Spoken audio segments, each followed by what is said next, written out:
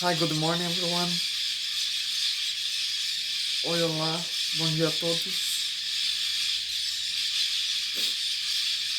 Today let's continue talking about sounds of English alphabet.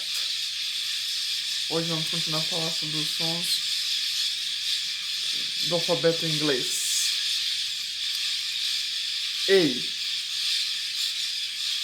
A, que é A em português. K, que esse som tem que a letra K tem um som de EI, que é a letra A em português. Outros sons, other sounds. Hat, cat, esses são os outros sons da letra A em inglês, ok?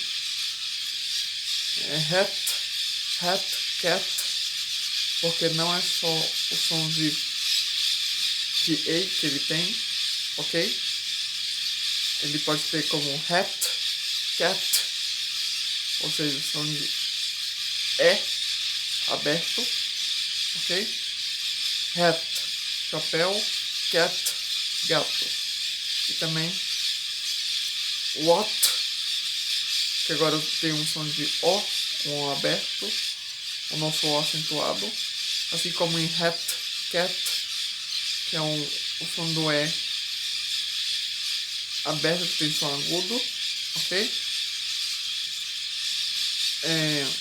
São os sons em inglês, ok? So this is one of the sounds in English. Esses são um dos sons em inglês. Depois vamos continuar na próxima aula sobre isso, ok? Se tiver alguma dúvida, pode mandar no privado, ok? God bless you, have a good day. Deus abençoe, tenha um bom dia.